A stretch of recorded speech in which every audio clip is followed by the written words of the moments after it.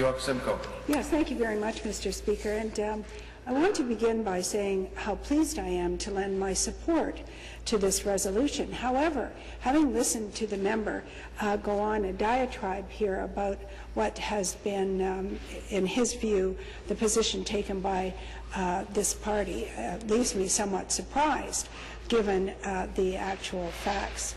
Manufacturing is a crucial industry to our province, contributing $75 billion to Ontario's GDP. As an economic driver and job creator, our manufacturing industry deserves both respect and support. Unfortunately, this industry has encountered challenges in the last few years. In 2013 alone, Ontario lost 33,000 jobs in the manufacturing sector, and in the last decade, the sector has lost 300,000 jobs. The industry is shrinking, especially relative to the rest of the province's economy. In 2002, manufacturing contributed more than 20% of Ontario's GDP, but by 2013, this number had shrunk to 12%. Mr. Speaker, since the Liberal government in 2003 has failed the manufacturing sector, I know that one of the most difficult challenges is the skyrocketing cost of energy, which has deeply affected the way in which businesses are able to operate. Many in the manufacturing sector are packing up and finding more affordable places to do business, including Caterpillar, Stelco, John Deere, Campbell Soup, Ford, just to name a few.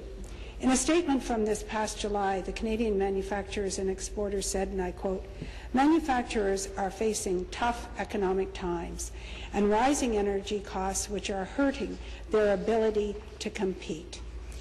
Mr. Speaker, if the Liberals wanted to help our manufacturing industry, they would make Ontario a more friendly place to do business.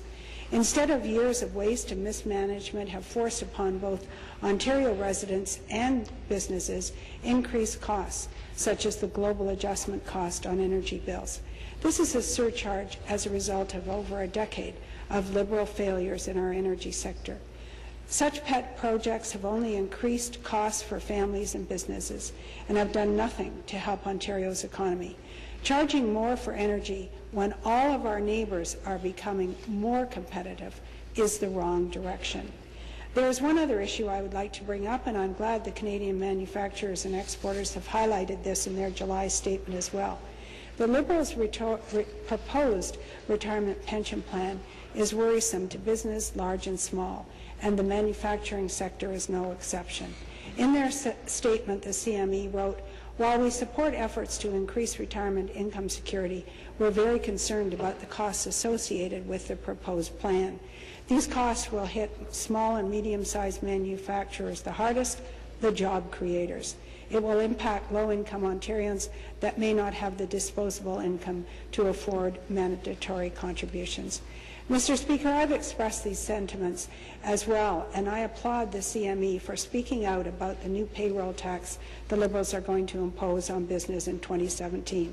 I hope that the Liberals take these comments into consideration. Mr. Speaker, I'd like to thank the Canadian Manufacturers and Exporters for the important work they do to advocate for the manufacturing industry, and would like to recognize the industry for their contributions in our province.